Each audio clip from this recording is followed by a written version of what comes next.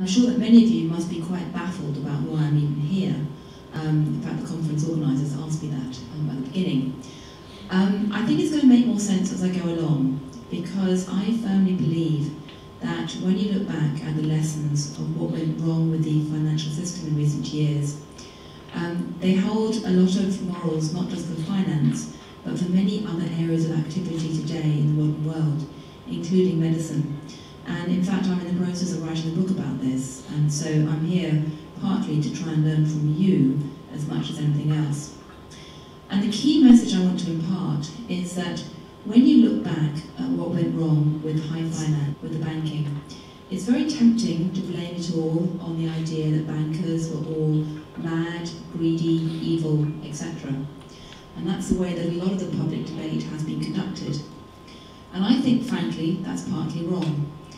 Yes, there were some mad, evil and greedy bankers, but for the most part, what brought down high finance was a problem of what I call silos, stovepiping, tunnel vision, coupled with social silences. And this problem of silos in the modern world, both in terms of how organisations structure themselves, and in terms of how we think and look at the world, and in terms of how different professional areas actually operate, is absolutely endemic. And in that sense, finance, I think, does hold messages for other activities, including health and medicine. So what do I mean by silos? Well, as you've just heard, I trained as a social anthropologist before I became a journalist. I did field work in places like Tibet and then Tajikistan. And then I crashed into the world of high finance, and by various strange paths, ended up in 2005 taking over a corner of the FT, Financial Times, known as the Capital Markets section, which essentially looked after derivatives and debt and other parts of the financial markets. And one of the first things I did when I crashed into this strange new world was to go down to a conference that the bankers were organising in a sector of finance known as credit derivatives, and they had a big conference down in Nice. It was a very quiet activity. Almost nobody outside that world knew anything about what they were doing. It was absolutely crucial to how modern finance was changing. And in fact, I was the first mainstream journalist to really try to get into this event. And when I went down to the conference in Nice, which was a fairly typical investment banking conference, what I was immediately struck by was the fact that in many ways, this big banking conference had a lot of parallels with the way that weddings in Tajikistan, which I'd once studied as an anthropologist, were organised, in the sense that you had a highly stylized, ritualized event, i.e. a conference, which pulled together a large scattered tribe of people, i.e. all those bankers, who were essentially connected by virtue of having not just a powerful social network, which was reinforced by the conference, but also a very powerful cognitive map, a shared way of looking at the world. And essentially what a conference does, a bit like a wedding, is to reinforce and reproduce that cognitive map and that shared social system and network for over a period of time. I mean, I can go into details, but I won't. But any of you who have ever done anthropology know this very well, that marriage rituals essentially reproduce not just society physically, but also our social network and the way we look at the world. And when I looked around the conference in Nice, the way the bankers looked at the world was very striking, because essentially they were engaged in a dramatic financial revolution, which I won't bore you with, but essentially had really remade the inner cogs of finance by using all these flashy techniques like credit derivatives. They'd remade the inner cogs of finance, they were engaged in this revolution, and yet for the most part, almost nobody outside this little tiny geeky silo had the foggiest idea of what was going on. And for the most part, the bankers inside the silo didn't expect anyone else outside their little world to understand it, because they thought it was very complex. They thought it was a very important activity. For the most part, they thought what they were doing was very, very good. They really thought that they were making the financial system more beneficial. But they also had a great sense of separation and, to a degree, elitism from the rest of the system. And their cognitive map was such that we alone have the keys to this amazing new technology called credit derivatives or securitization. We don't really expect other people outside the rest of the world to understand what's going on. but we speak a language which unites us and binds us. And they had a particular map of the world where essentially argued that credit derivatives were good and would bring about good for the rest of the financial system.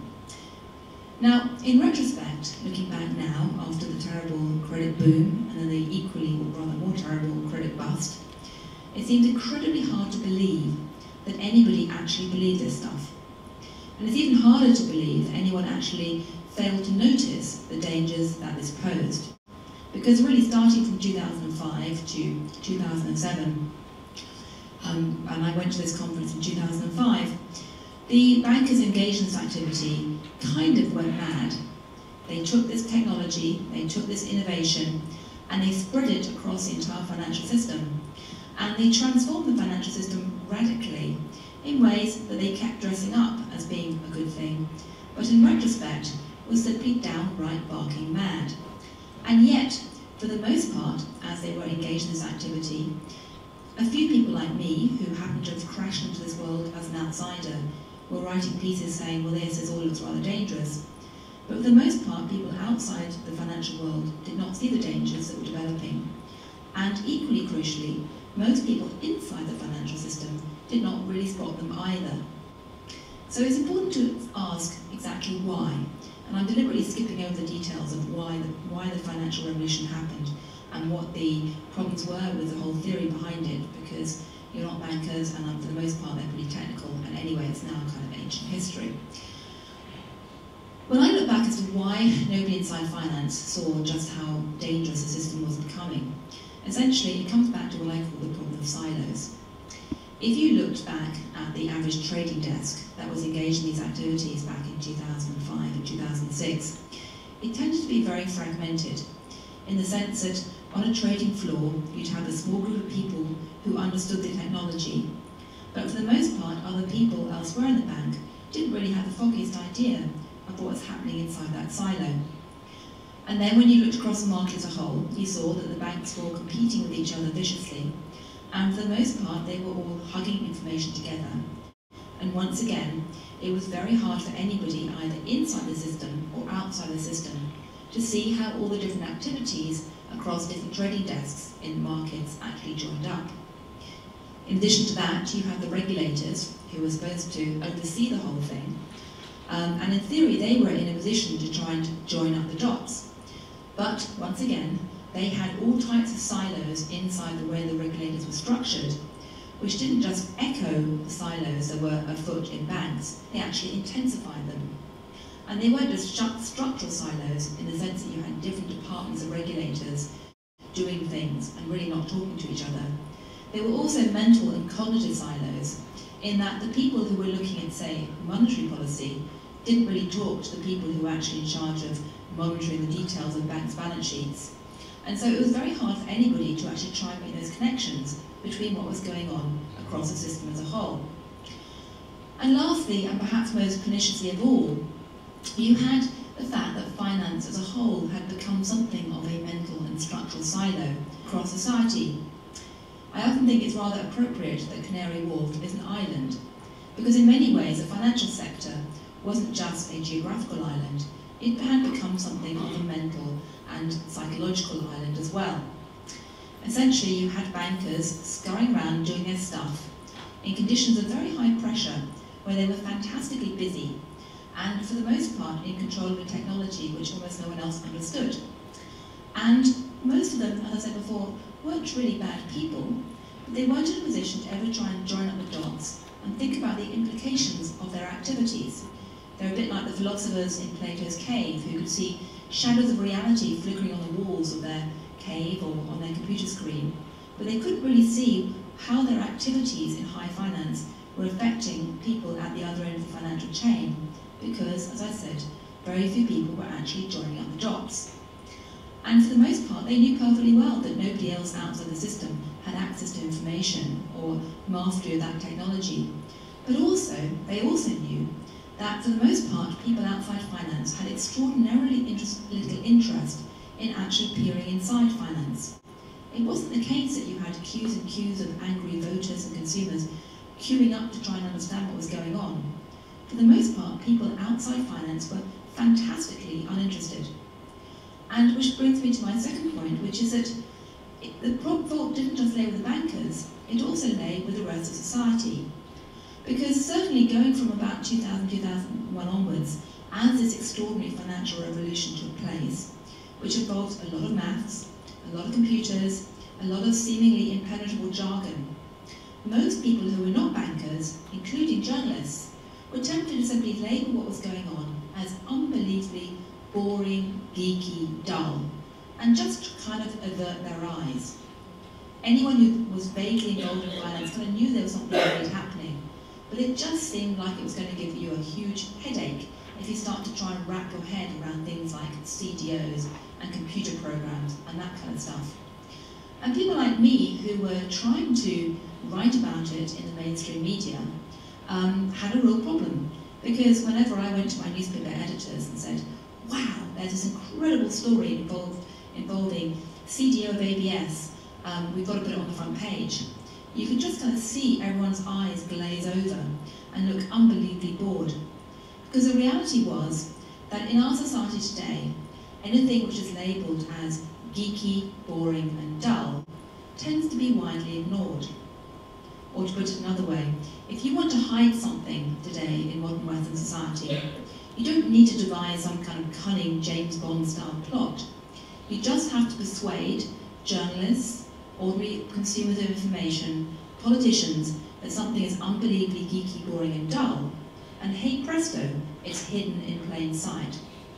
And most of what was happening between 2000 and 2007 in terms of the financial system going mad and spinning out of control was essentially hidden in plain sight. In some ways that's not a surprising pattern. I mean, when I was an anthropologist doing my academic work, I studied the works of Pierre Bourdieu, a French anthropologist at great length. And he used to argue that the way that any elite stays in power is not merely by controlling the means of production, but by also controlling the way that we think. Not so much deliberately, but often simply tolerating practices that essentially suit them well. And what really matters in terms of controlling the way we think is not merely what people discuss in public, overtly. The really important stuff is what is not discussed. It's the stuff that people think is just boring, geeky, dull, complex, or taboo, and it's just kind of easier to ignore it. Not so much through a complex, deliberate plot, but simply that's the way that cultural patterns have developed. And it can be extraordinarily powerful in terms of perpetuating system and preserving it, often in ways that people simply do not understand. Now, in the case of finance, that pattern has obviously been absolutely disastrous. I mean, essentially this revolution took place, it transformed the way that finance worked, it had created the illusion for a number of years of a fantastically successful system, and then it all went horribly wrong in ways that we're still living with today. But the key thing that strikes me today as I look around the rest of the world is that this type of pattern of silos and social silences is absolutely not limited to finance alone. On the contrary, if you look around the world at other parts of our system, be that healthcare, be it medicine, be it engineering, be it the way that government bureaucracies operate, be it the energy markets, be it the military sector, time and time again you see this pattern of silos developing, and between the silos, or around the silos, there are all kinds of social silences too. And added together, it makes it extremely hard for people to actually join up the dots and actually see where big risks to the system are building. Now, in some ways you can argue that's inevitable. I mean, the reality is that the modern world is fantastically complex. It's also increasingly globalized, and so time and again we create institutions which are not just incredibly complex, because many of the technological processes in our world today are becoming more and more complex. They require more and more education, more and more understanding. But at the same time, because we are becoming globalized, institutions are getting bigger and bigger and bigger. So you're creating these vast, complex monsters, which almost naturally appear to be riddled with silos. But the problem is exacerbated because in an ideal world, one of the ways to cope with silos, or these pockets of activity that no one else understands, is to create what I call cadres of silo busters, people who have the ability to look across the system as a whole and go into these geeky silos and kind of translate them for everyone else. People who are dedicated to joining up the dots.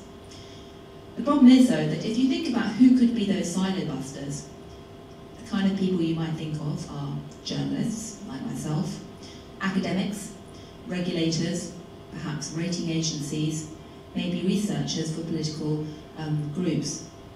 But if you look down that list of potential silo busters today in the world, we're faced with a paradox, which is that at the very same time that our structures and systems are becoming increasingly siloized, those silo-busting groups are seeing their resources eroded.